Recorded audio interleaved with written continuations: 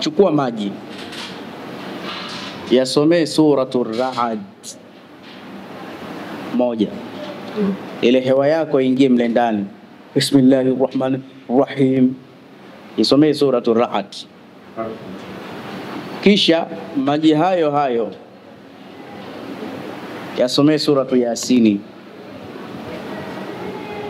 Kisha maji hayo hayo yasomee sura moja kali inaitwa suratul Dukhan, moshi huo. Kisha sura ya 4 yasomee suratul Fathi, inna fatahna laka fathan mubin, sura ya 4. Kisha sura ya 5 yasomee suratul Rahman. Kisha sura ya 6 yasomee suratul Waqi'a, na sura ya mwisho ni ya 7 inaitwa suratul Jinni, qul uhiya ilayya. Bwana, utanishukuru wewe, utaona miujiza mikubwa. Maji haya mtu yoyote mwenye majini, mwenye kupandisha, mwagia haya maji. Kwanza hizo kelele atakazopiga za hatari hazijai kutokea, na akinyamaza ndo vimeisha vyote. Mimbari ya Mtume Muhammad ina ngazi na ina kiti. Alipopanda kwenye ngazi zile, akaishia pale kwenye ngazi, hakukaa kwenye kiti. Akakataa kusema siwezi mimi kukaa sehemu ambayo alikaa Mtume Muhammad sallallahu alaihi wasallam. Akaishia pale. Alishikwa na homa siku za mbeleni, alifariki. Kisha akawadhishwa Umar al-Faruq, Amir al-Mu'minin. Umar alipanda naye kwenye ngazi, lakini aliishia ile ngazi ambayo alifika Sayyidina Abubakar, akakaa nyuma yake. Akasema siwezi kukaa pia alipokaa Sayyidina Abubakar as-Siddiq. Naye takriban kama miaka 10 alifariki. Sasa Amir al-Mu'minin na Umar, tuanzie hapa kidogo, kama mnaita nini, seasons, sio? Na kwa kuchangamsha busat, pengine tukaulizana maswali katika hivi vipengele, na atakayeshinda chuma cha mkuranga atamtunza. Swali ala nabii,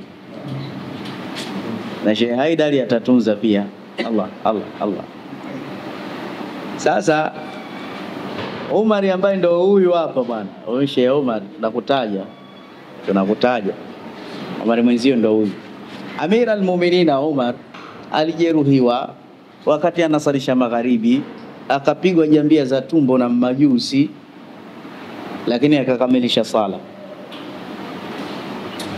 Baadaye akanywa maziwa, akaona yanatokea huko tumboni, akagundua haponi. Alipokuwa haponi, akatoa nyaadhi 2. Wasia wa kwanza, akawachagua watu 6, asema mmoja kati ya watu 6 hawa, mmoja wenu mfanye khalifa, mfanye rais wenu, kwa sababu Mtume Muhammad alikufa hali yuko radhi na wao. Abdurrahman bin Aufi, sawa kuna msemi radhiyallahu ta'ala anhu, Sayyidina Uthman, Sayyidina Ali, Talha, Zubairi, kitu kama hivi. Asema hawa wachagueni mmoja wenu awe khalifati rasul. Lakini zikipita siku 3 katika uchaguzi, hata mmoja hapo hajapatikana mmoja hapo kuwa kiongozi, basi wote wakateni shingo zao. Inaonekana sasa wanagombania dunia hawa, sio dini. Haiwezekani Waislamu siku 3 hawana kiongozi. Na hata mkitembea wawili, mfanyeni mmoja wenu awe kiongozi na atuiwe. Kisha akaiambia familia yake, ndani yake mwanachuoni Abdullah bin Umar, sitaki mtu yoyote ashiriki mambo ya siasa kama kuna kheri basi mimi nishaipata baba yenu, lakini kama kuna shari basi ishie kwangu. Umesikia habibi? Mwamba, umesikia? Alichagua watu wangapi vile? Hatari. Sheikh Saimu kijana wako anakuangusha, ashasahau. Lakini angekuwa single angejibu watu 6. Wewe unaona mchezo na single. Sasa katika uchaguzi ule alopewa kazi ya kuwachagua wenzie Abdurrahman bin Auf radhiyallahu ta'ala, katika uchaguzi wake akampointi Uthman ibn Affan. Alipompointi Uthman ibn Affan radhiyallahu ta'ala anhu, akampata akampa katiba, akamwambia bwana wewe, ndio maana stoi haya nyingi ili tusisahau, tuenene maneno malaini alafu tutajua tutaweka wapi koma. Akasema sikiliza bwana, tumekuletea hii sera ewe Uthman, uongoze kwa mujibu wa Qur'ani na Sunna, sawa, na mwenendo wa makhalifa waliopita Abu Bakar na Umar. Hapana bwana, CD imekwama. Walimuona Sayyidina Ali katika uchaguzi, walimuona Sayyidina Ali, wakampata Sayyidina Ali wakamwambia, wewe bwana itabidi uongoze kwa mujibu wa Qur'an na Sunna na mwendo wa makhalifa waliopita Abu Bakar na Umar, na ili khilafa au utawala urudi katika ahli baiti nabii, nyumba ya Mtume. Sayyidina Ali akasema, mimi nitaongoza kwa mujibu wa Qur'ani na Sunna na nitajitahidi mwenyewe, sitaongoza kwa mwendo wa makhalifa waliopita, kwa sababu wao walijitahidi na mimi na haki vile vile ya kujitahidi. Wakamrai sana lakini hakukubali. Basi akamwambia basi tunampa Uthman. Ambia sawa. Basi walimpelekea taarifa zile Sayyidina Uthman kwamba wewe uongoze kwa mujibu wa Qur'an na Sunna na makhalifa waliopita. Akakubali. Wakamtawadhisha. Walipomtawadhisha, basi alipokuwa khalifa, alipofika pale, tuliona Sayyidina Abubakar aliogopa kukaa kile kiti cha Mtume sallallahu alaihi wasallam, sawa lakini Umar naye akaogopa pale alipokaa Sayyidina Abubakar. Lakini alipokufa khalifa Uthman, yeye moja kwa moja kapitiliza mpaka kwenye kiti cha Mtume Muhammad. Watu waambia bwana vipi? Akasema sasa kila anayekuja anakaa chini ya huyo. Mwisho itafikia watu wanakaa nje kabisa ya msikiti. Sasa mimi nimeona niivunje kwa njia hii. Alitawala umri mrefu, alikaa miaka 12 katika uongozi. Sawa, miaka 6 ya kwanza utawala wake ulikuwa mzuri na ana umri karibia miaka 96. Lakini utawala wa pili uliingia na mitihani kidogo, na wale waliomzunguka katika serikali yake hawakuwa wazuri. Kina babake Marwan ibn al-Hakam, kina mzee Hakam, kiasi ambacho kulikuwa kuna dosari ya viongozi waliowekwa, mpaka gavana wa Masri akawekwa, lakini akawa ni mlevi, na watu wakawa wanalalamika, huyu atawezaje kuongoza umma, mtu yuko hivi. Wakawa wanaleta ile malalamishi kwa Sayyidina Ali, na Sayyidina Ali kwa hikma akawa anamrai Sayyidina Uthman ili rekebisha, ili fanya hivi. Alikuwa mwema. Zinakuja barua mara kwa mara hivi na hivi, mpaka ikafikia stage kwamba sasa yule gavana aliyokuwa Masri aondolewe katika utawala. Ikafikia stage pale akachagua watu 6 Sayyidina Uthman ibn Affan. Miongoni mwa wale watu 6 kuna mtoto wa Sayyidina Abu Bakar anaitwa Muhammad ibn Abi Bakr, kwamba yeye akawe gavana kule. Wakiwa wanatoka Maka wanapitia pande za Madina, wakamuona Farisan, mpanda farasi, lakini ile ishara inaonekana inaelekea Masri. Wakawa na wasiwasi naye, wakamzuia kwa mbele, wakamwambia ila aina, unaenda wapi? Asema mimi naenda kwa gavana Masri. Akamwambia gavana huyu hapa sasa. Lakini akawa anasisitiza, lakini yule kijana kumtizama ikaonekana ni kijana anayefanya kazi ofisini kwa Sayyidina Uthman, na mnyama alopanda ni mnyama wa khalifa. Sasa akawa anasisitiza kwenda kule, ikabidi wamsachi, ajua mbinu za kijeshi. Wakamkuta na barua, ambayo barua ile ilikuwa mbaya. Ilikuwa inasema kuna kundi ya watu 6 miongoni mwao Muhammad bin Abi Bakar wanakuja huko kutoa utawala wako. Kwa hiyo akija huyu Muhammad mwenyewe, kabla ya salamu akatwe kichwa, huyu waziri wake anyongwe, huyu sijui na kila mtu akawa amepewa ile hukumu yake. Sasa wakasema mbona mambo yanakuwa hivi? Khalifa akatuambia tukatawale kule. Wakamchukua yule kijana, ikabidi warudi naye mpaka kule. Walipofika akamuuliza Sayyidina Uthman, huyu kijana wa nani? Asema wa kwangu, mnyama wa kwangu, na hii barua imepigwa mhuri kwake. Sasa nani aloandika maneno haya? Hamjui, hakuandika yeye. Wakamwambia itazil, itabidi uachie huu uongozi, haukufai. Ikiwa khalifa ushakuwa mtu mzima, mpaka unazungukwa na watu wabaya, wanaandika maneno hatari ya kuua maswahaba, wanaiba saini yako mpaka wanagonga, wewe uone hili, ufai kuwa kiongozi, itabidi ukae chini. La si hivyo, tutolee aloandika haya, tumkate kichwa sasa hivi. Asema siwezi kumtoa na simjui, na cheo alichonipa Allah siwezi kukiacha. Ikabidi ile nyumba ya khalifa izungukwe. Ilipozungukwa ile nyumba ya khalifa Uthman radhiyallahu ta'ala anhu, siku takriban 40,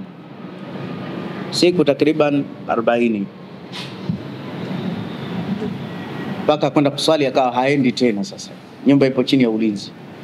Sayyidina Ali radhiyallahu ta'ala anhu akawa anamfuata khalifa Uthman, mimi nikuletee jeshi watakuwa, wakakataa.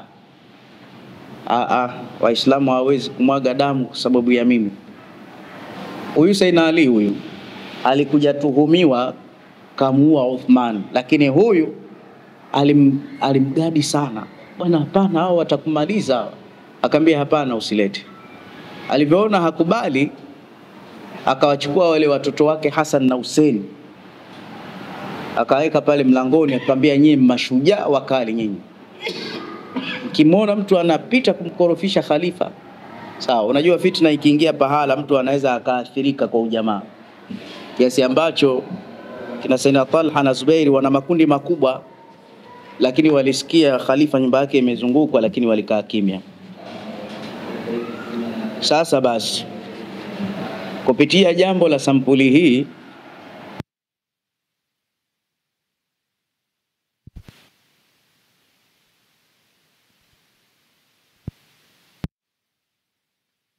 kuuliwa vibaya sana. Aliuawa vibaya sana. Sasa katika kuuawa kwake, Sayyidina Ali alikuja akawapiga wale watoto wake Hassan na Hussein. Yeye mashujaa, mmeachaje khalifa anauliwa? Kumbe wale watu wauaji, si tumelinda mlangoni, walipanda juu. Wanasema miongoni mwa watu walioingia ni kijana Sayyidina Abubakar ni Siddiq Muhammad ibn Abi Bakar, na akamvuta khalifa zile ndevu zake mpaka akapata uchungu, lakini akamwambia ya reiti babako Abubakar ni Siddiq angekuwa hai, singepata fursa ya kunifanyia vitu kama hivi. Lakini wote ni katika kutafuta haki, wote ni katika kujitahidi kutafuta haki, na Muislamu hataki kuyumba katika masala ya haki. Mmezingatia hapo Naongeza kifungu kidogo tu, sawa Sasa alipokwisha kuuawa sawa Sayyidina Ali radhiyallahu ta'ala anhu akaingia madarakani kwa kuchaguliwa, si kwamba alijiweka, sawa Watu walimchagua, lakini Sayyidina Ali akawa na ule Magufuli ule viongozi hewa tumbua, umeshafahamiana vizuri. Sasa akawa anabadilisha zile system zile. Sasa kuna kiongozi mmoja katika yale madaraka yake alikaa muda mrefu sana ni Sayyidina Muawiya ibn Abi Sufyan. Huyu alikaa ile miaka 10 ya Umar, kisha miaka 12 ya Sayyidina Uthman. Yeye yuko Syria, Sham.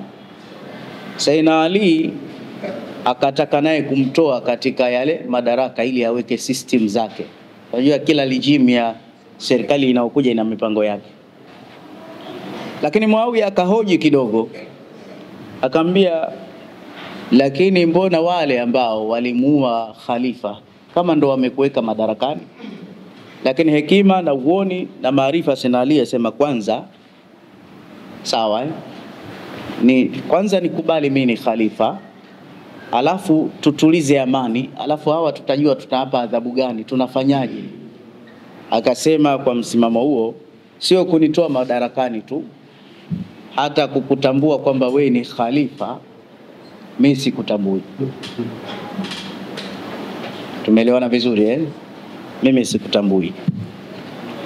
Sasa kama ndio hivyo nitakupiga. Ambia sio utanipiga, tutapigana.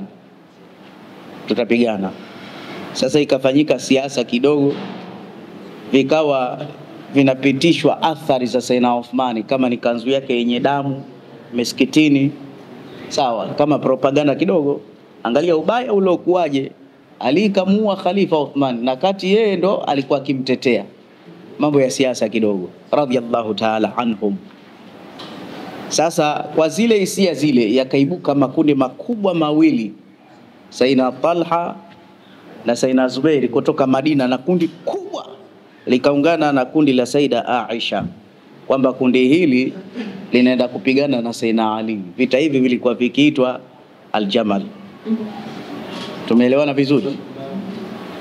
Basi makundi haya yakamfuata Sayyidina Ali kwamba dhana Ali ni mtu mbaya, kumbe kamuua khalifa. Vita hivi vikaanza kupiganwa, vilileta hasara sababu tabiina na sahaba karibia 10,000 walikufa katika vita vile.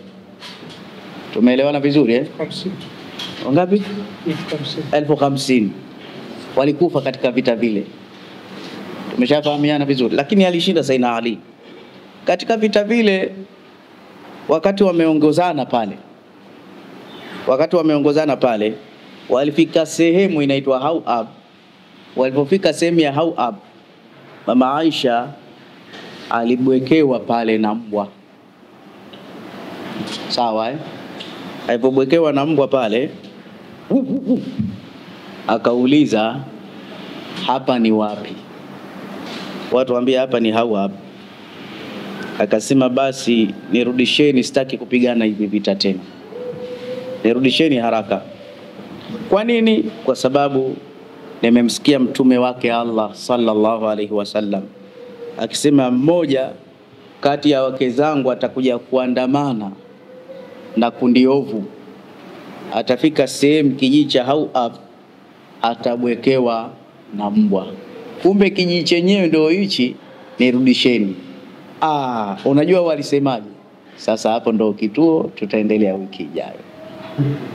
Ila nataka kusema hivi, tumefahamiana vizuri Ninachotaka kukisema hivi, hii historia ya masahaba wetu wapenzi, ukiwa hujaweza kuisimulia kiuweledi, sawa, utaona pengine kuna wakosa au kuna makosa. Hilo la kwanza. Lakini la pili, kuna baadhi ya watu wanaficha kusema hizi habari kwa sababu wanakosa uweledi wake. Huwezi kuficha kwa sababu zimeandikwa. Lazima tusimuliane, na afadhali tusimuliane wenyewe sisi. Tumeelewana vizuri? Kuliko kusimuliwa na wengine. Sababu wengine wanaweza akasimulia kwa kutuhumu. Tumeelewana vizuri? Na sahaba radhiallahu ta'ala anhu alofanya mazuri, ukiyataja yale mazuri yake, na yule ambaye kama kuna kosa amelifanya, ukilitaja lile kosa lake, hujamtukana. Tumeelewana vizuri Bado hujamtukana. Lakini kwa kifupi, kwa nukta hii tunasema wote radhiallahu ta'ala anhum. Ila sasa kwa sababu tunaenda kidogo kidogo, busatu lijalo tunawezekana tusiendelee chochote. lakini tukaulizana hapo tulipoanza, na mimi siku nyingi sana sikuipitia hayati sahaba na sijapata muda. Nikipata muda tutaanza upya, afu tutaulizana dondoo, pengine kupitia Busatu tukasoma baadhi ya vitu. Na leo sikupaswa kuileta hii tarehe, lakini nimeona kwa haraka haraka sioni cha kusema. Kwa haraka haraka nimeona sioni cha kusema, na hata pengine hakijanoga, maana kule nimzungumzia Mtume sallallahu alaihi wasallam. Lakini nataka niulize tu swali moja katika maswali matatu. Eti Sayyidina Abubakar ni Siddiqi radhiyallahu ta'ala anhu alikaa ukhalifa miaka mingapi?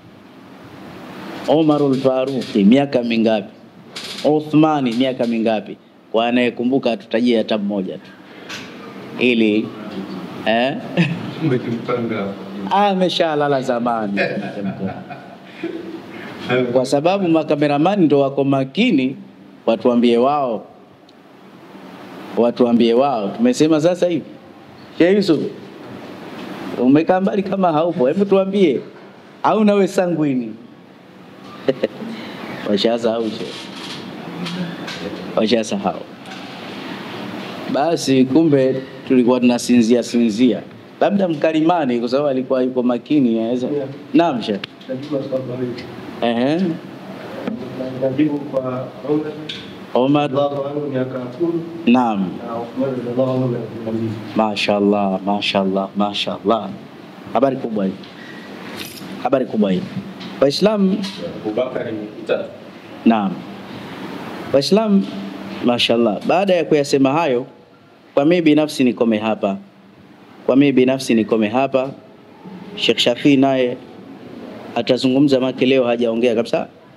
Msikitini kule tulihofia wakati, japo kama msikiti kazuri, speaker zake nzuri, lakini pia watu wake si wengi, watoto tukaona tumzuia asiseme. Kwa hiyo hapa atatupa pia vile vile baraka yake. Lakini kwa sababu tunaandaliwa chakula na kusali, atasema yeye na atasema kidogo na Sheikh Haidar. Sheikh Haidar ni mtaalamu japo kwa kifupi tu insha Allah taala.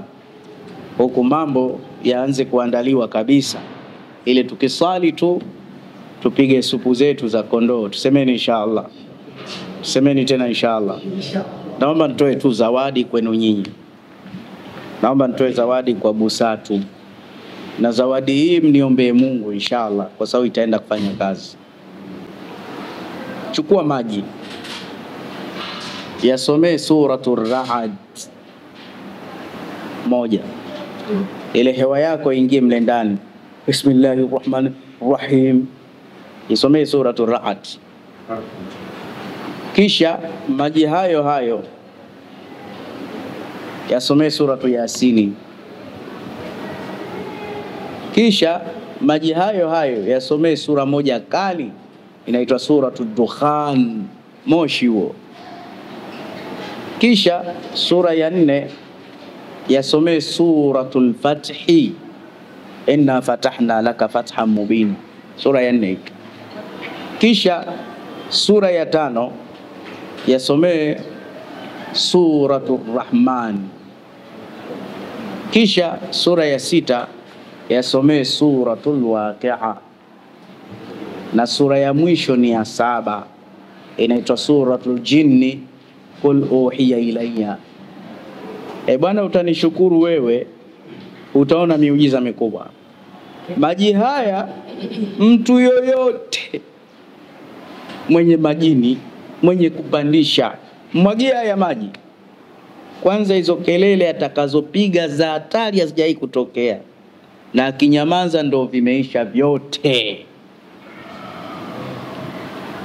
Ukimpa akinywa, kwanza anaweza akazimilia mbali. Akinywa atazimia kwa ukali wa sura hizi.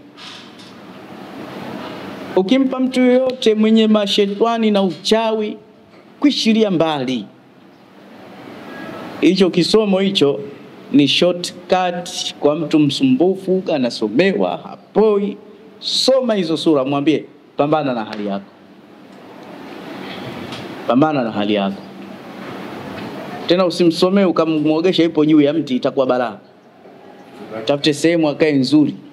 na kila mwagia tena kabisa, mwagia kabisa. Mida mtu asiyaogee chooni maji haya. Hizi ni sura 7 za maangamivu, na hii ni rahisisha kazi. Tukiingia zile sehemu watu wa kusomea ni wengi, unatengeneza tu dumu lako la lita 20, unapiga pale. Wawe wamekusanyika kina mama 200, kimya, wameshateketea wote majini, wote washateketea, wote washateketea. Ukimuona mtoto ana vihoma homa na nini, piga hiyo hiyo basi, khalas. Qur'an ni munjiati kweli kweli, ushamaliza kazi.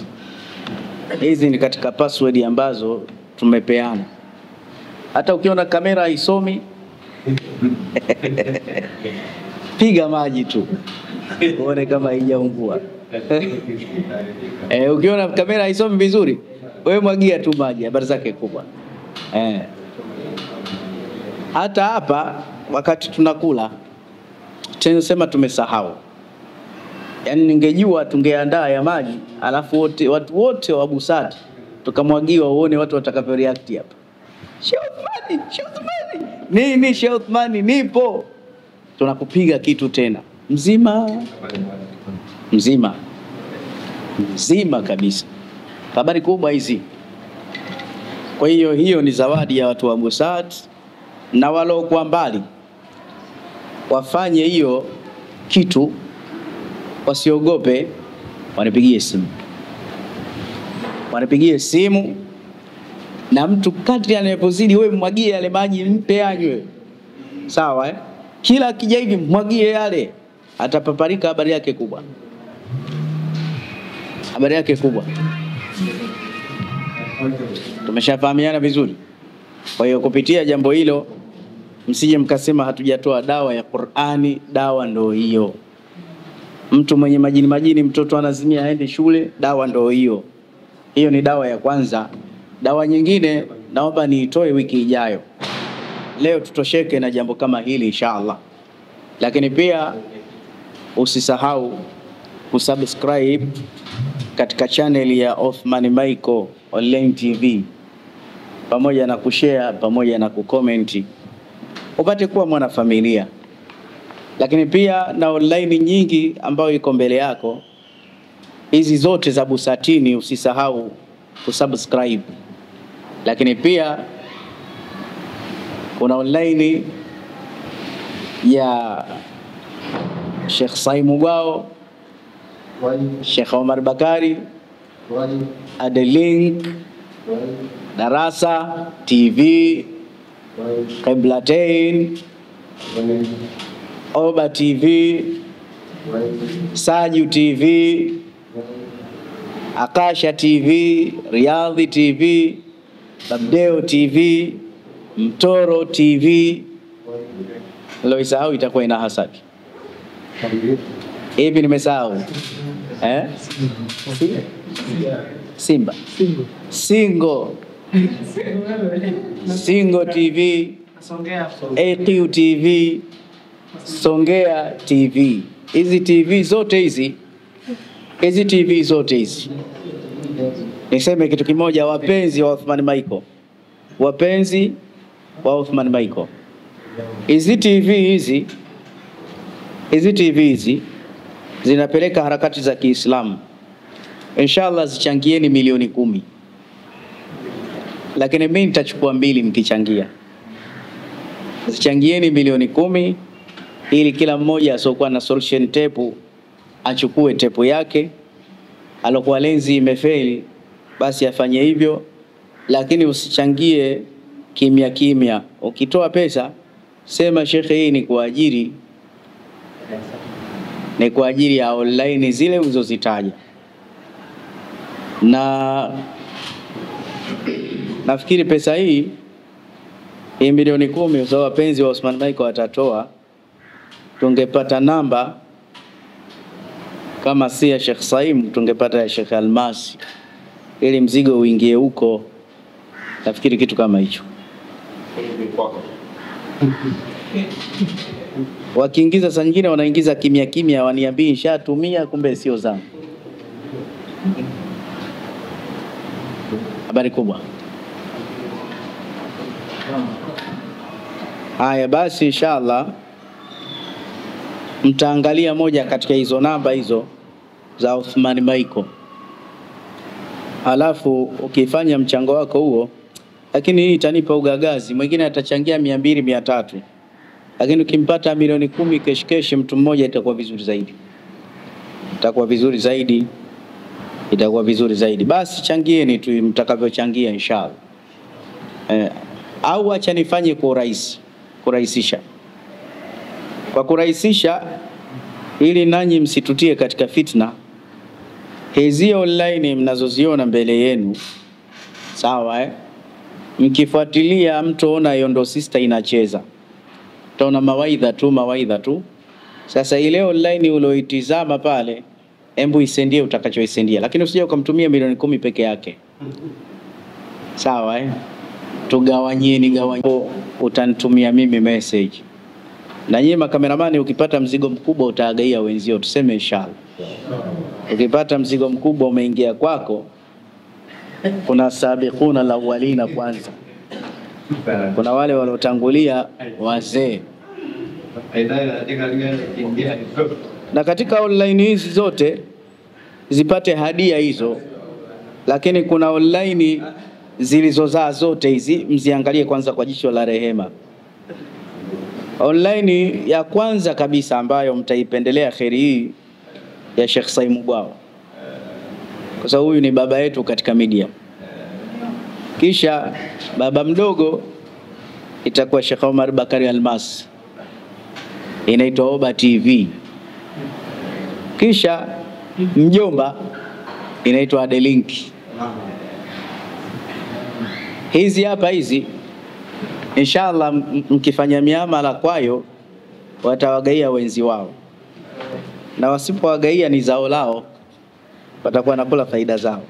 Lakini hatutarajii kufanya hivi, hatutarajii kufanya hivi. Lakini kukiwa kuna gagaziko, basi zote zielekezwe kwa Uthman Maiko Online TV, na tumuombe Mungu awe muaminifu, asije akafeli kwa vitu kama hivi, asije akafeli kwa vitu kama hivi. Lakini nishamaliza maneno, nimwachie Sheikh Shafii, ila niwakumbushe jambo moja na wala si walaumuni. Jambo moja, kameramani, angalia huku kidole changu kinapokwenda, angalia huku kidole changu kinapokwenda. Ndugu zangu wapenzi wangu, mmemsahau sana Sheikh Haidar. Sheikh Haidar alikuwa na mapacha wake, miongoni mwao Sheikh Katani. Sasa Sheikh Katani kesha kufa, ndo mmesusa. Lakini Sheikh Katani pia hajafa yeye, familia bado ipo. Lakini pia sio Sheikh Haidar peke yake, kaongezeka na kijana wetu, ndugu yetu Shabani. Shabani yeye habari zake kubwa sana. Shabani ni mlemavu wa miguu, sote tunatembea na miguu yetu. Juzi kuna shekhe alikujaga hapa, ni mlemavu wa miguu. Wakati juzi nasafiri, niko barabarani naenda Chanika, nikampata Sheikh Saidi, yule yuko pamoja na yule shekhe. Nikasema mnampeleka wapi? Shekhe ambia anaishi Chanika.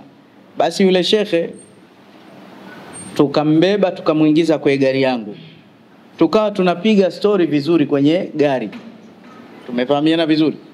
Naendesha na shekhe mwanachuoni, tukaanza kudadavua baadhi ya mambo, tumeelewana vizuri. Na mambo yenyewe tulikuwa tukiyadadavua si kwa ubaya, tena kwa uzuri sana. Tulikuwa tukimjadili Sheikh Nurdin Kishki, na hatumjadili yeye. Walionionyesha klipu, kuna mtu mmoja alimsema kidogo vibaya, basi yule mtu mimi nikawa nawaambia amekosea sana, kamdhulumu na hivi na hivi na hivi. Tukawa tunaongea kwa uzuri sana, kwa sababu mashekhe tunasemana vizuri. Sasa wakati tunaongea vile, tukafurahia yale mazungumzo, na tukasema kweli bwana Kishki yupo kwenye mstari, yule mtu kamdhulumu na hivi na hivi. Na sitaki kusema ilikuwaje, ili kusudi ili isiwe zile fitna zisisikike. Sasa kupitia jambo lile tunajadili, tukafika kituo. Sasa hapa ndo kituo changu, ni shusheni. Nilijisikia vibaya sana wallahi. Tumemshusha shekhe, anatembea na mikono. Kuna hali ya mvua usiku. Nikamwambia Sheikh Saidi, mimi sema naenda kugeuka, naenda kuchukua gari tu kule, narudi na gari nyingine. Lakini huyu bwana itakiwa pelekwe nyumbani. Angalia, akaa chini kabisa, atembea na mikono, atapata vipi usafiri? Akanambia basi ngoja tumuitie ile bajaji pale aingie. Nikasema Allah hakosei na Allah halaumiwi. Lakini mfano angekuwa anaonekana Allah, ningemfuata pengine kwa ajili ya huyu mtu. Nilipata imani sana. Sasa shekhe yule ni sawa na ndugu yetu Shabani. Sisi tukiondoka hapa, kuna mtu anaondoka analalamika hana nauli, lakini anaondoka na miguu yake. Tumefahamiana vizuri? Hebu angalia dhiki ya kutembea na ile mikono. Sasa kama huyu Shabani hataki mambo makubwa, hataki mambo makubwa, angalau apate ile pikipiki yake tu ile. Wallahi ili ni jambo kubwa.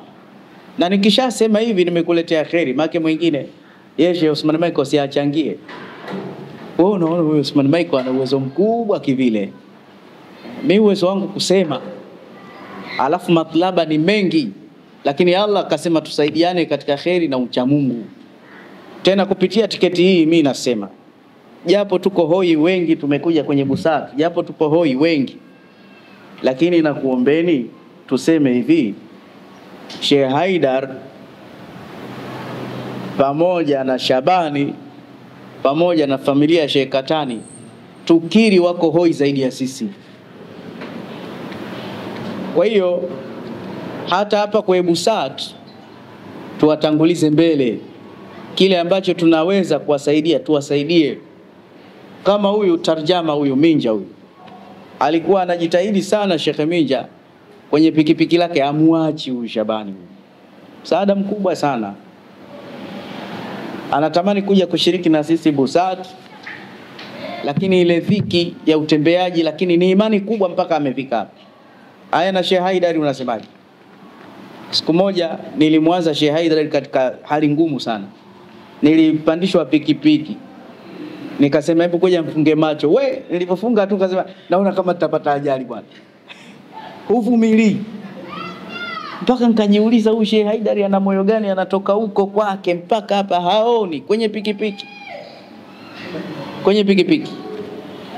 Najua walemavu ni wengi, lakini walemavu walioختari dini tuwashikeni, wafurahie kupitia ile dini, na sisi Allah atatufurahisha. Ndugu zangu, mimi kuna miaka mingi imekatika, miezi mingi sijaona muamala wa Sheikh Haidar kabisa. Msisahau na kuwasaidia kwao, na sisi ndio kufanikiwa mambo yetu. Kwa hiyo tuwahandle nyinyi pamoja na mimi. Juzi nilikuwa naongea na Sheikh Haidar, namwambia mbona hauji? Ananiambia saa nyingine nauli sina. Nilimwambia maneno haya, Sheikh Haidar, ukija hapa, si unajua fimbo ya mbali haiwi nyoka. Ukija hapa tukitizamana macho makavu, uongo, siwezi kukutoa bila nauli. Sasa wewe ukiona umekwama, usiogope kuja hapa kwa sababu hauna nauli. Ila ukija kweli umekosa nauli, niambie leo bwana sina nauli. Ili yale mazingira tuyafanye yawe makubwa kidogo.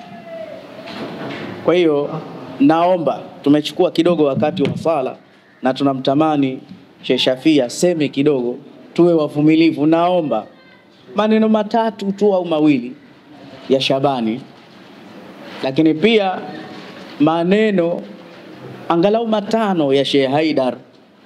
Sawa? Angalau zile changamoto zao naomba. Alafu yote hayo Habibi atamalizia taaliki yote hayo. Sasa Sheikh Shabani, karibu hapa Sheikh.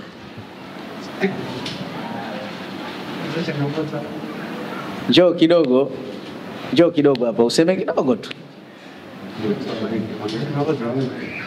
Njoo tu. Assalamu alaikum wa rahmatullahi wa barakatuh. Wa alaikum salam. Alhamdulillahi rabbil alamin. Wassalatu wassalamu ala Rasulullah sallallahu alaihi wasallam. Amin. Zakasema Sheikh Uthman amenipa mtihani mkubwa kwa sababu mimi katika media na niko naibu sana. Sijui hata niseme kitu gani, lakini tu nimefurahi sana kwa fursa kama hii adhimu ambayo nimeipata kwa shekhe wangu, lakini pia ni ndugu yangu, lakini pia ni kaka yangu. Mimi hapa kwake ni kama nyumbani, muda wote, time yote nafanyaje nakuja. Mimi kuhusu changamoto za walemavu nitasema tu kwa ufupi. So kama mara tunaomba kitu au tunafanya nini, nasema tu zile changamoto ambazo tunapitia, kwa sababu pia mimi ni mhanga wa hiyo changamoto. Ulemavu sio kitu rahisi. Ulemavu ni kitu kigumu sana, lakini pia kinahitaji subira ya hali ya juu. Kinahitaji subira ya hali ya juu sana sana. Mimi na rafiki yangu Shahida hapo wakati mwingine tunasimuliana yale ambayo yanatupata, lakini Mwenyezi Mungu ukimtegemea basi umeyataka Allah wa hasbu. Mwenye kumtegemea Mwenyezi Mungu anamtosha. Ndio kama hivyo tunazidi kumtanguliza Mwenyezi Mungu, tunapata watu ambao wanatusupport, wengine ni kwa siri, wengine ni kwa dhahiri. Lakini mimi ni mtu ambaye sipendi kutokezea mtandaoni au labda kuomba kitu wala labda nini, kwa sababu najua Mwenyezi Mungu anafanyaje, ananiona. Mwenyezi Mungu ndo kaniumba mimi na ndo ananikadiria hali yangu. Kwa hiyo ikitokea mtu akaja akanisupport, najua huyu ni sababu, lakini Mwenyezi Mungu ndo kamuelekeza aje kwangu. Lakini pia walemavu ndio maana mpaka inafikia wakati tunasema tunadhaulika, na hii ni kujitakia, tunajitakia wenyewe, kwa sababu sasa hivi mtu akishakuwa mlemavu anza kukaa barabarani huko, anza kuomba, najua ni kile ambacho kinaniuma sana mimi mwenyewe, na tunajidhalili pakubwa sana. Inafikia wakati hata mlemavu akitaka labda afanye nusra, anataka kuoa, atakafanya nini, lazima atapitia changamoto kutokana na ile mazingira ambayo amejiwekea mwenyewe. So mtu atasema huyu mtu kazi yake ni kuomba, labda akinioa mimi tutaishi vipi? Atapata kazi wapi? Atapata wapi riziki? Lakini Mwenyezi Mungu ndiye mwenye kutoa riziki. Inshallah. Nasema wa'ajmilu fi talabi, fanya uzuri katika kutafuta, fa inna an-nafsa lan tamut hatta tastawfi rizqaha. Kwamba namsia mtu yoyote haitokufa mpaka Mwenyezi Mungu aitekelezee riziki yake. Sema wa ina abatu an, hata kama itachelewa, lakini riziki yako iko pale pale, na riziki yako utaipata wakati Mwenyezi Mungu amekujalia. Kikubwa ni kufanya subra, lakini kadhalika na kufanya asbabi ambayo itakuwa ndio sababu ya kupata riziki yako, kama ni kusoma darasa, kama ni kuuza vitabu. Mimi nilikuwa nauza pia mpaka dawa za kisunna pale Masjid sana kwa Sheikh Nurdin Kishki, nilikuwa nauza pale dawa. Lakini yote haya ni kutafuta riziki halali, lakini pia nilikuwa nasomea ruqya, lakini pia nasoma madrasa. So namshukuru sana Mwenyezi Mungu kwa kunijalia kupata marafiki kama hawa, mashaikh zangu wote ambao wanipenda. Namshukuru sana Mwenyezi Mungu kwa hilo. Mimi sina mengi kusema. Asalamu alaykum wa rahmatullahi wa barakatuh. Kumbe ulikuwa unasomea na ruqya? Leo nataka ruqya nasoma. Basi uje na hapa kwetu kuanzia leo uje kusomea. Basi inshallah. Takuwa tayari inshallah. Takuwa tayari inshallah. Na uliniambiaga hilo lakini nikaa nimesahau. Ni kweli. Basi ahbab, mmemwona Sheikh Shaban ni bwana harusi mpya, mashaallah mashaallah. Allah mbarikie. Sasa Sheikh Shabani ataje namba yake ya simu, lakini tunaonya vikali. Yeye mwenyewe ni shekhe na anasoma ruqya. Ukiwa mtapeli ukimpigia kazi unayo. Maana na matapeli hawajabaki nyuma wala haoni hayo. Pale pale kwa udhaifu wa mtu walimwambia. Shekhe, mtu akikwambia shekhe unayo account tukufungulie tutumie pesa, mwambie hata hizo pesa za account sina, maana tunajua, lakini khalisan watakuja inshallah. Pate namba yako Sheikh Habib. Ya Telmani ni 06 84 40 15 99. 06 84 40 15 99. Hiyo ni ya Telmani. Jina linatokea nani? Shaban Muhammad Lika. Basi namba yake ya Airtel hiyo, inshallah mwenye sadaka yake Allah atambariki. Kwa dakika hizo hizo tumuombe Sheikh Haidar, mtu mmoja ampitishe hapo kidogo Sheikh Haidar. Sheikh Haidar yeye afundishwe kusema, lakini atakachosema tutamuelewa inshallah. Asante. Mwamba huyo Alhaji sallu ala nabii. Allahumma salli ala Muhammad وعلى آل محمد. أعوذ بالله من الشيطان الرجيم. بسم الله الرحمن الرحيم. Assalamu alaikum warahmatullahi wabarakatuh. Baada ya kumshukuru Allah subhanahu wa ta'ala na kumtakia ziada rahma na amani bwana mtume Muhammad sallallahu alaihi wasallam, tupo katika pirika za kujiandaa na swala, kwa sababu ni swala peke yake ndio kimbilio letu sisi Waislamu. Lakini kwa ufupi wa mambo nizungumze kama walivyozungumza wenzangu waliopita, hususan Sheikh Uthman. Kwa kweli kwanza tutangulize shukrani kutokana na juhudi yake kubwa sana ya kusimamia watu ambao wana mahitaji maalum. Amekuwa haogopi kulisema hilo popote na kuwaambia ndugu zake, lakini pia naye mwenyewe kulifanya jambo kama hilo, hususan swala zima la kutusaidia. Juhudi yake ni kubwa. Hata umwambie usiku yuko tayari kupokea simu, umwambie mchana yuko tayari kufanya kuacha kazi zake. Basi ili mradi tu kwamba yupo katika juhudi ya kuhakikisha kwamba na sisi tunaweza kuishi yale maisha angalau ya furaha, na Mwenyezi Mungu amfurahishe yeye na familia yake. Lakini pia wafanyakazi wanaofanya kazi ya kurusha hizi taarifa hata kuwafikia wengine duniani kwingine huko, basi na wao Mwenyezi Mungu awanyanyue daraja katika dunia hii na katika akhera. Kwa kweli kama alivyosema Ustadh Shaabani, changamoto wanazopitia walemavu ni ngumu, hazisimuliki wakati mwingine, kwa sababu ukijaribu ukae usimulie mambo mawili yatatokea: aidha uwalize watu au ujilize wewe. Na baadhi yetu bahati mbaya tumekuwa tunakosa ule ujasiri wa kukaa kila mahali na kusema kila mara. Unajikuta unavumilia, lakini katika kule kuvumilia madhara ya zile changamoto hayakuachi. Tumeshazungumza mara nyingi, mengi yanakwama katika majumba ya watu kama sisi, vingi tu, kwa sababu utambue kwamba ndani ya nyumba wewe unakuwa mume, lakini pia baba, na hayo yote majukumu yake yanatofautiana, baadhi ya maeneo yanaingiliana baadhi ya maeneo, lakini unashindwa kuzitatua hata kwa miaka chungu mzima. Sasa basi, kwa ufupi wa mambo, Waswahili wanasema ukisema umpe mtu samaki kila siku, aidha atalemaa na kutaka kupewa tu, au wewe mtoaji utakuwa unachoka. Kama ambavyo amezungumza Sheikh Uthman, kwa muda mrefu sasa watu wamenyamaza kimya juu ya masuala haya, lakini si kwamba changamoto zetu zimetatuka. Hapo katikati nilisema, ndugu zangu, kwa upande wangu mimi, tafadhalini sana kwa hisani zenu, hebu niwezesheni uwezekano wa kupatikana bajaji. Pikipiki nitawadanganya, pikipiki sitakuwa na uwezo kuisimamia, lakini bajaji kuisimamia kitu rahisi sana. Kweli watu walijaribu kuonyesha moyo wa maneno, lakini kwa bahati nzuri halikuwa lile jambo.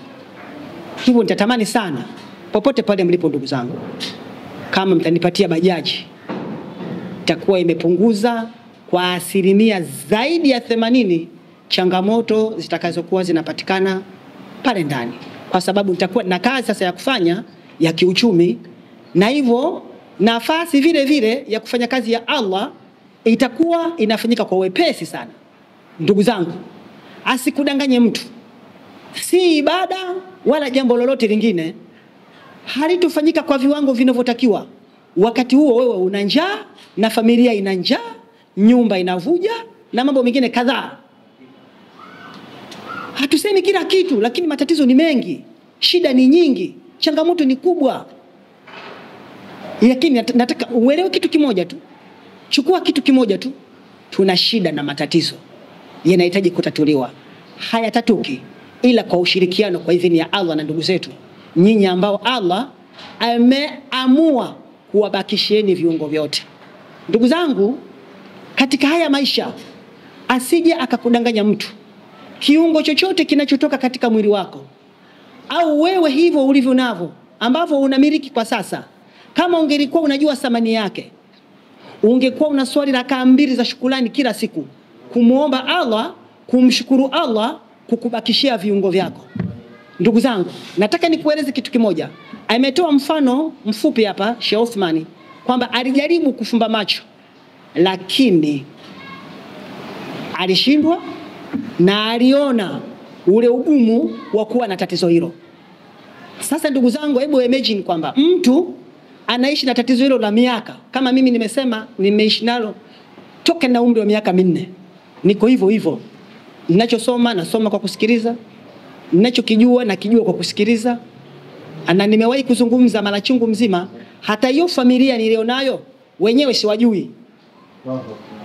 Watoto Allah amenijalia alhamdulillah, lakini siwajui ingawa ninao. Lakini sio hivyo tu, mke mwenyewe aliyezaa watoto ambaye mnalala wote lakini bado humjui. Sio mtihani mdogo huo. Sasa wewe huwezi kujua thamani ya macho mpaka aje mtu ambaye hana macho ndo anaweza kaeleza thamani ya macho, kwa sababu ya ule ugumu anaopitia kwa kukosa macho. Kadhalika na miguu hivyo hivyo, kama alivyoonekana bwana Sheikh Shabani. Hebu ipiga picha, kuna matope na lazima aende anakotakiwa kwenda, anatakiwa aende chooni, vyoo venyewe ndio hivi. Inakuwaje unapofikiri wewe? Sasa ndugu zangu, wakati mwingine sio lazima mpaka tuseme, kwa sababu mnatufahamu kuzungumza kila mara, wengine hatuwezi, hatukuzoea kuzungumza kila mara. Matokeo yake ndio inabidi wewe unamwambia Sheikh Uthman kila mara. Wakati mwingine unaona nishamwambia jana tena na leo limekuja hili, unaona siji ninyamaze, lakini wakati unanyamaza matatizo hayakuhurumii. Kwa ufupi wa mambo, ndugu zangu, tunatoa wito kwenu popote pale mlipo, tafadhalini sana, kwa heshima na taadhima, kwa hisani zenu, hebu tusapotini na sisi tuweze kuishi katika ile hali ya utulivu, lakini kadhalika tuishi katika ile hali ya furaha, raha na amani. Na malizia kwa kusema hivi, mtu hawa waliojitolea kukaa na sisi, waliojitolea kuolewa na sisi, ni binadamu hawa, wala hawakutoka mbinguni kwamba ni umbo maalum. La, ni binadamu wenye roho za nyama hizi. Wanafurahi na wanachukia, wanachoka na wanapenda. Sasa kuna kuchoka na kuchoshwa. Sasa bora mtu akichoka anaweza kapumzika fakarudi kwenye jukumu lake, lakini akichoshwa anaondoka. Na mtu anachoshwa na matatizo na shida. Anaweza mtu kuvumilia kuchekwa. Yaani wewe unaolewa na mtu kama yule na hivi na hivi, anaweza kuvumilia hilo. Anaweza akavumilia dera ndani ya miezi 6 kanunuliwa moja. Anaweza kuvumilia hilo. Lakini njaa haivumiliki. Wanasema njaa haina madhehebu, wala njaa haijawahi kumwacha salama hata bausa. Tafadhalini ndugu zangu, tafadhalini.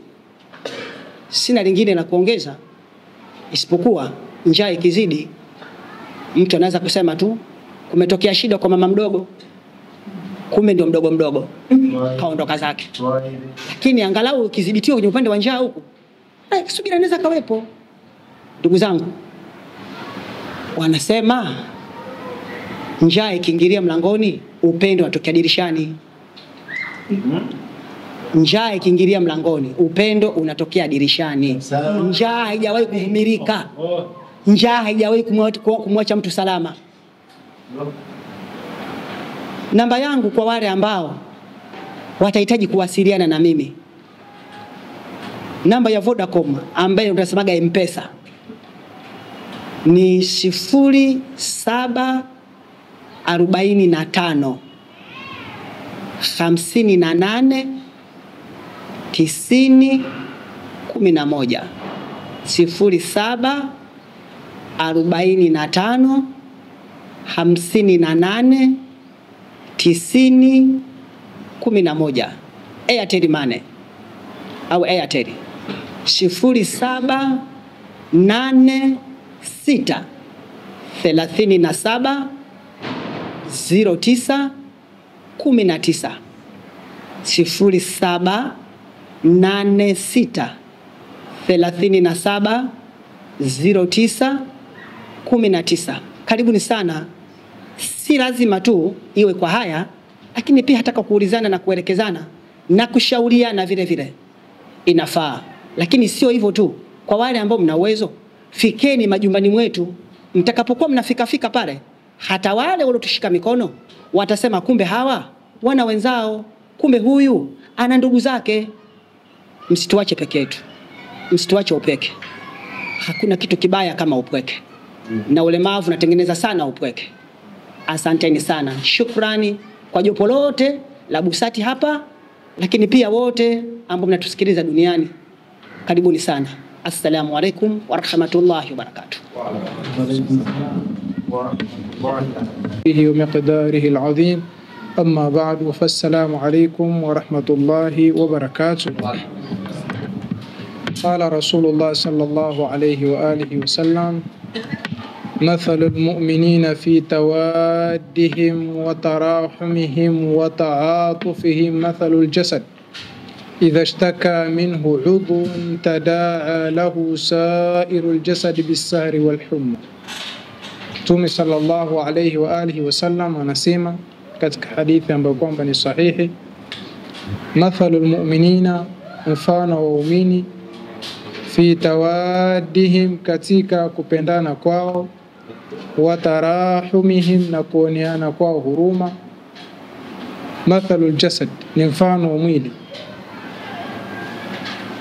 idha ishtaka minhu udhun, pindi kiungo kimoja kinaposhtakia madhara, kikiwa kinaumwa, tadaa lahu sairul jasadi bisahri wal humma, basi baki ya mwili ukiitikia kiungo kama hicho kwa kuhisi homa na kukesha.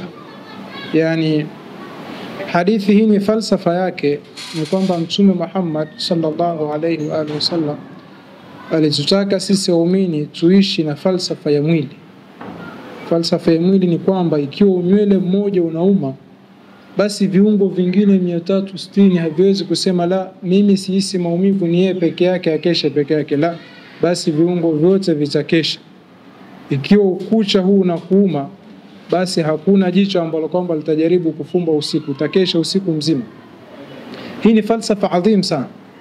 Lao sisi Waislamu tungeishi na falsafa hii, basi hivi leo hakuna Muislamu ambaye kwamba ingekuwa analia njaa, hakuna Muislamu ambaye kwamba ingekuwa analia mtoto wake ameshindwa kwenda school kwa sababu ya fizi, hakuna Muislamu ambaye kwamba angekuwa analia ametolewa katika nyumba kwa sababu hana kodi na mfano wake. Lakini kwa sababu tumeacha hii manhaj, huu mwongozo ambao kwamba Mtume sallallahu alayhi wa alihi wasallam alitutaka tuishi. Nafikiri yalozungumzwa kuhusiana na sera ya Mtume sallallahu alayhi wa alihi wasallam, mambo ya kaifa biihda kunna tambahu alaiha kilabul hawab, ni mambo mazito, lakini nafikiri hili ambalo kwamba lozungumzwa hapa mwisho lote linaingia katika sera ya Mtume Muhammad sallallahu alayhi wa alihi wasallam.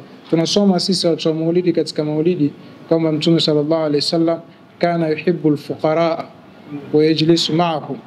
Mtume sallallahu alayhi wasallam alikuwa akiketi na fuqara, alikuwa akiketi nao, akila nao, akicheka nao na mfano wake. Idhan hakuna lugha ambayo kwamba tutaweza kuizungumza ambayo kwamba itaathiri zaidi ya lugha ya vitendo ambayo kwamba tumeonyesha. Na tutoa wito tuko watu ambao kwamba wenye uwezo. Unajua mara nyingine mtu anaweza kuwa na pesa lakini akawa anatafuta radhi za Allah subhanahu wa ta'ala. Yeye anaona atafuta radhi za Allah subhanahu wa ta'ala na anaona kwamba anapata thawabu kubwa, kumbe kuna lawama ndani yake. Kwa maana kuna watu wao kila mwaka wanaenda hija, kila mwaka wanaenda umra. Tasikia kwa mwaka mtu ameenda umra mara 2 mara 3, ana hija 20. Mtu ameketi kabisa, mimi na hija 20 sasa hivi bwana. Shekhe, una hija 20 kwani wewe ni agent wa hija? Mola subhanahu wa ta'ala amefaradhisha hija na umra katika umri ni mara moja tu. Ukisha hiji bas, ukishafanya umra mara moja bas, intaha almawdu. Zingine sasa hivi kwanza zimekuwa ni umra na hija za fashion tu, hakuna lolote. Kuna watu wana hija 50 20, lakini siku ya kiyama watakuta katika vitabu vyao habaan manthura. Utakuta mtu yupo katika Kaaba pale yuko na simu hivi namna hii. Yaani mpaka mambo yamekera, maana yake yametoka katika ile hadia. Hapa ndo tupo katika tawafu hapa. Hapa ndo tupo katika Jamratul Aqaba. Hapa tupo katika sa'i. Hapa tupo thumma ba'da dhalika ndo nini? Aposti. So sasa tunachotaka kusema ni kwamba wewe kama ushahiji mara moja, basi ushaenda umra mara moja, basi zile pesa za umra si milioni ngapi zile, chukua njoo mpe Sheikh Haidar kamnunulie bajaji. Chukua vizuri sana. Ushaenda hija, basi zile milioni 15 ngapi, nunulie bajaji nyingine hapa shekhe hapa, ili waweze kujikimu mahitaji. Unajua kumsaidia Muislamu ni kitu kikubwa sana. Abdullah ibn Mubarak, mmoja katika tabi'ina na ulamai wakubwa, ametoka na msafara wake yuenda wapi? Yuenda hija. Lakini anapita njiani anamkuta mama mjane na watoto wanakula kuku ambaye kwamba alofanya nini? Alokufa kibudu hajachinjwa, yuko jalani wameokota. Baada ya kupata zile taarifa, basi Abdullah ibn Mubarak walichukua gharama zao zile ambazo kwamba walizokuwa wametoka nazo waenda nazo wapi? Hija. Wakafanya nini? Wakampa yule mama, na kisha baada ya hapo wakasema hii ndio nini? Hii ndio hija yetu mwaka huu. Wakarudi njiani. Angalia ulama, unajua subhanallah, ilmu ni kitu kizuri sana, na hao ulama ndio ambao kwamba wanatufundisha sisi namna sahihi ya kutafuta radhi za Allah subhanahu wa ta'ala. Kwa sababu mara nyingine unaweza kuwa unaona wewe unatafuta radhi za Allah, kumbe hutafuti radhi za Allah subhanahu wa ta'ala, au kumbe hiyo njia ambayo kwamba unaotumia ni njia ndefu sana, iko njia fupi tu ambayo kwamba itakupa thawabu nyingi zaidi. Angalia Mtume Muhammad sallallahu alayhi wa alihi wasallam, hija zake ni ngapi? Moja.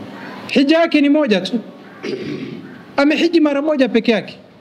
Unafikiri Mtume alikuwa hatamani kwenda ile Maka mara kwa mara? Yeye anatoka Maka wakati ile anatolewa, anasema wallahi nakupenda sana wewe Maka, na lau si kwamba watu wako wamenitoa basi nisingetoka. Ile watania ambayo kwamba alikuwa nayo Mtume sallallahu alaihi wasallam katika moyo wake.